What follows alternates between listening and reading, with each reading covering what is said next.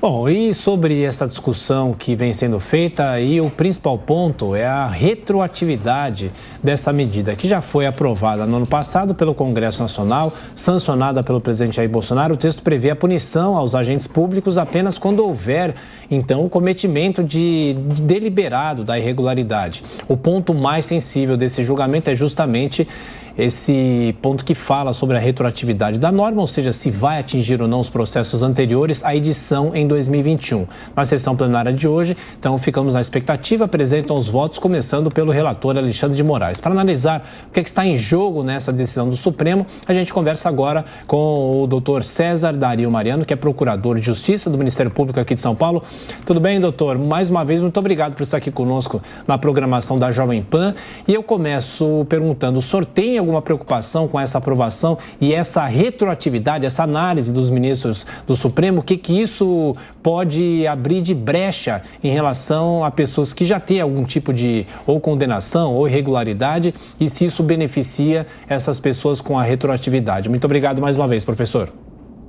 Bom dia, Tiago. Bom dia aos ouvintes, telespectadores. Preocupa demais. Por quê? Porque essa lei parece que ela foi feita sob medida para beneficiar malversadores de dinheiro público, corruptos, pessoas que não zelam pelo patrimônio público. Parece que pegaram todas aquelas teses que eram rechaçadas praticamente em todas as oportunidades pelos tribunais superiores e colocaram na lei.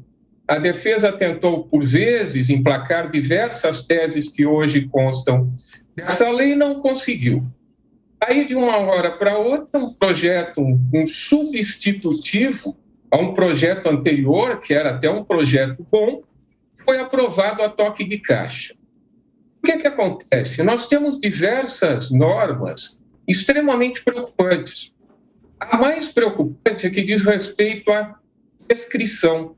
Porque hoje nós temos um prazo para finalizar um procedimento, né? Foi proposta a ação, o processo pode perdurar por 5, 6, 7, 8, 10 anos sem problema nenhum.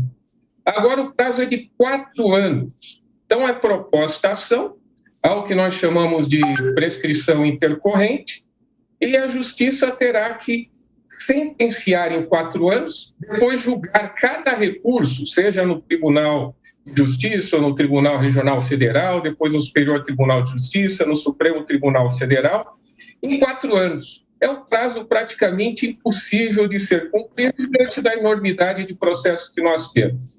Isso quer dizer, se retroagir, nós teremos uma infinidade de processos prescritos, atingindo inclusive políticos que hoje não podem se candidatar porque foram condenados por improbidade administrativa em 2 instâncias. Então isso daí vai... Só que em São Paulo alcançaria mais ou menos 8.000 processos que estão em andamento ou que já foram finalizados. Até pessoas já condenadas seriam beneficiadas. Imagina o seguinte, um funcionário público perdeu o cargo e demorou mais de 4 anos. Vai ser alcançado pela prescrição. Esse funcionário público retorna, vai ser reintegrado ao serviço, ainda pode receber retroativamente os valores em que ele ficou afastado. Imagine isso daí, isso aí é um soco no estômago do cidadão de bem. Já tinha um problema enorme do final da Lava Jato, né? Que os processos foram todos anulados. Imagina dezenas ou centenas de milhares de processos anulados em decorrência da prescrição. Esse é um ponto.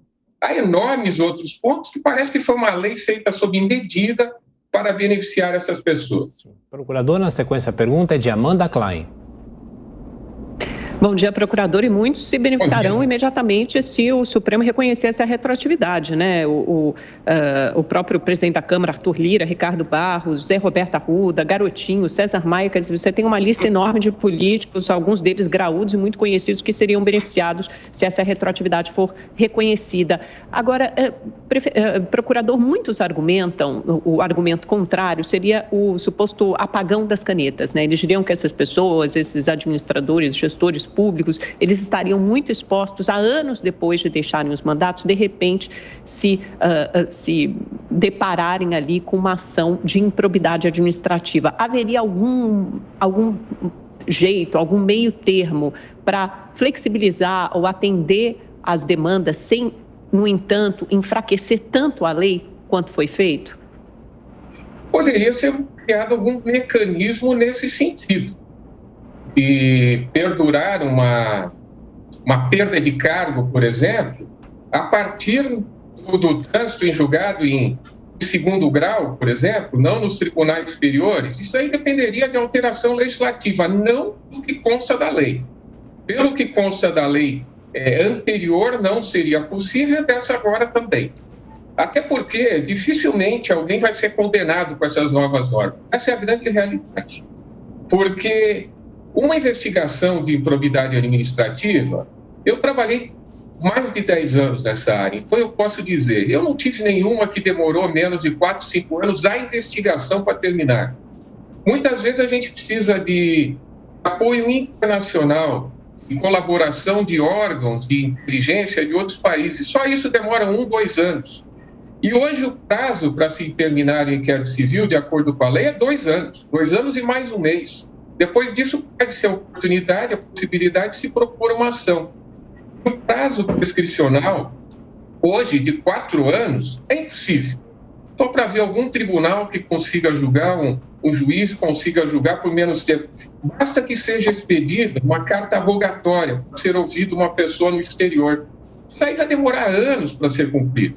A defesa vai fazer de tudo para protelar o julgamento e vai acabar ultrapassando esse prazo de 4 anos. Vai ser praticamente impossível. Então, Amanda, dependeria de alteração legislativa. É possível fazer, mas depende de lei. Agora, retroagir e alcançar centenas de milhares de pessoas processadas e mais de dezenas de milhares de pessoas condenadas, inclusive em definitivo, aí é um escalabro total.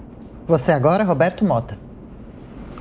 Bom dia, procurador. Hoje a gente vive no Brasil uma certa confusão. Por um lado, a gente viu a anulação dos processos do candidato do PT, que tinha sido condenado em todas as instâncias, e apesar de todas as evidências coletadas durante muito tempo de investigação. Por outro lado, a gente vê coisas como, por exemplo, uma notícia que saiu há poucos dias, que o MPF aponta improbidade em post de Sérgio Camargo, da Fundação Palmares. Sérgio Camargo fez um post repudiando a figura de Zumbi, e aí o MPF quer processá-lo por improbidade administrativa. Como é que a gente concilia esses dois extremos? Olha, o que acontece é que tanto o direito penal quanto a lei de improbidade, ela não pode visar pessoa, ela tem que visar fatos. Então, tanto o direito penal quanto o direito administrativo sancionador visa fatos. A partir do momento que se visa pessoas, você acaba interpretando a norma como você quiser. Porque hoje nós temos uma interpretação flexível de normas penais, normas de direito administrativo sancionador e normas de direito constitucional, que você faz o que quiser. Se você visar determinada pessoa e você partir já de uma conclusão, você vai buscar fatos e argumentos para incriminar alguém. Isso é um problema, né? Inclusive, essa postagem que foi feita, isso não é improbidade administrativa, mas nem aqui, nem na China. Né? Não é possível nós falarmos em improbidade, falarmos em crime de maneira nenhuma. A pessoa, nesse caso, ela está acobertada pela liberdade de expressão. Ela não pode ofender, não pode ser racista, não pode de maneira nenhuma incorrer numa norma. Mas se nós começarmos agora a punir toda manifestação do pensamento, eu não sei onde que nós vamos chegar. Tudo tem limite. Óbvio que a manifestação do pensamento, como qualquer direito, tem limite. Mas nós não poderemos também trazer esse limite de tal maneira que se comece a punir pessoas por um simples comentário. E, procurador, segundo a nova lei, quem pode propor a ação de improbidade? Seria apenas o Ministério Público, mas Alexandre de Moraes suspendeu temporariamente essa regra. E se o Supremo aprovar a retroatividade, pode acabar recebendo muitas críticas, não? Sem dúvida nenhuma. Pela nova legislação, só o Ministério Público pode propor ação. As entidades legitimadas, né, que são aquelas que são atingidas, vamos colocar um município, que é a Procuradoria do município, o Estado ou alguma empresa estatal, também tem legitimidade para investigar. Agora, a propositura da ação é só o Ministério Público. O Ministério Público não tem estrutura de maneira nenhuma para promover todas essas ações. E pela lei, o Ministério Público teria um ano apenas para tomar para si esses processos. Eu acredito que todos se lembrem do caso dos fiscais do ISS aqui em São Paulo. São centenas de ações movidas pela municipalidade. O Ministério Público não teria a menor condição, não tem estrutura. O nosso Ministério Público de São Paulo, que é um dos maiores, talvez é o maior do Brasil, inclusive, não teria condições de levar, porque a promotoria ela é composta, salvo engano, por 12 promotores. Não teria a menor condição de assumir e de promover todas essas ações, isso aí acabar levando à prescrição. Como eu disse, parece que foi uma lei feita sob medida para não funcionar. Pegaram tudo que era matéria de defesa e colocaram nessa lei.